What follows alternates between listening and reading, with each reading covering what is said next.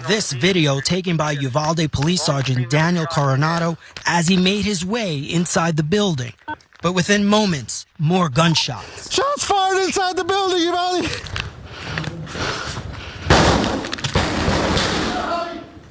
Let me know if there's any kids in there or anything.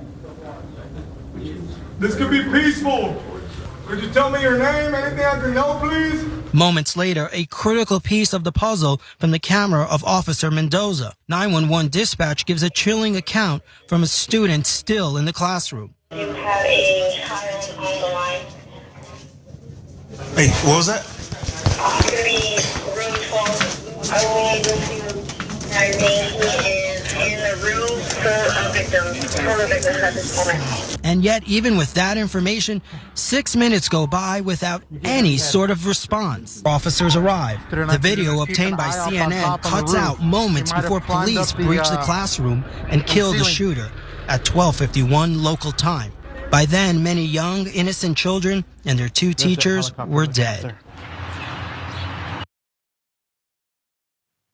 So, as more and more footage is leaked, and CNN does reports like this and other news outlets talk about what actually went down and more of the horrific nature of the lack of response from these police officers as children and teachers were being murdered. The problem that the Mayor Don McLaughlin has is that the leaks are leaking, not of what happened, but about the leaks. Let's watch him get mad about that. Again, two things I will tell you. One, until this hallway video was released, and again, I want to say while you're all here, this many of you, the way you released that video, that was wrong to blindside those families. So how come you called that the word son of a bitch? Because, sir, that wasn't the proper place to have that deal. Sir, I don't care if he has the deputy deal. Mayor, is Lieutenant Vargas' leave paid or unpaid, and have you received any explanation as to why? So McLaughlin there is upset about the leaking. Let's get the details of what he was about that. Why that aspect of the leaking is his issue, because he wanted to make sure he twisted it a certain way. We'll get to that in a second. So earlier this week, surveillance video was released by the Austin American Statesman, showing that the law enforcement officers failing to engage the shooter for 77 minutes.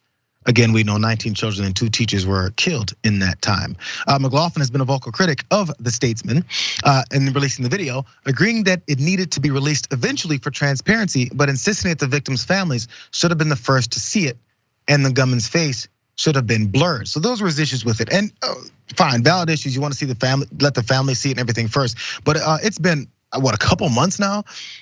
We're getting blockades, we're getting police chiefs not want to talk about it, running away, diving into their offices, and not really talking about what happened. So that might be the reason why leaks are coming out. Maybe we should blame the fact that there's no accountability or no one trying to own up to what happened or explain what happened, because maybe it's inexplicable. So, by the way, what he did want to do was this. Let's jump down to graphic 3.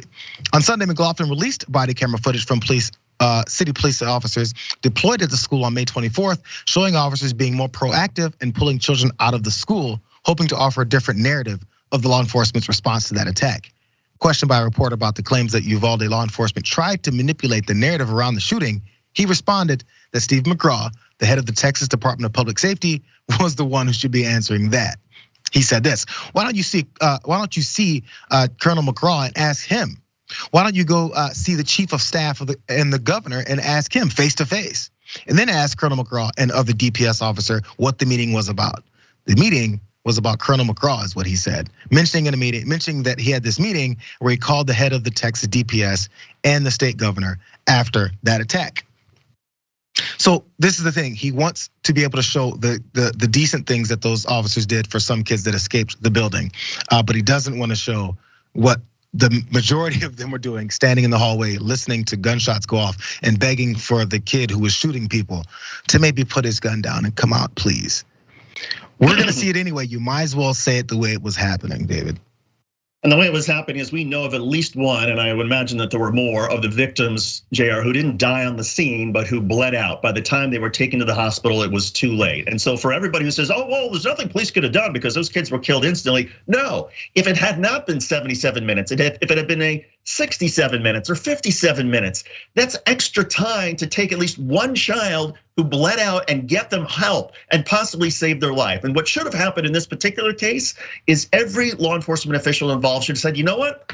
We blew this one. Of course, it was a mistake. We should have never waited 77 minutes. And of course, yes, we could have saved lives if we had breached the door sooner.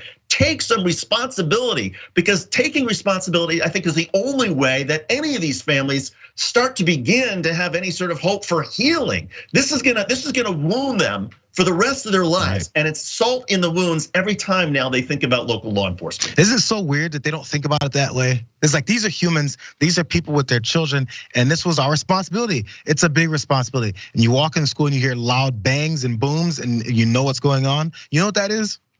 That's scary. That's why a lot of people don't get into this business, because it's scary. That's why people say, oh, respect. Oh, I love everything you guys do. Respect, thank you for doing what you do. What if they don't do it?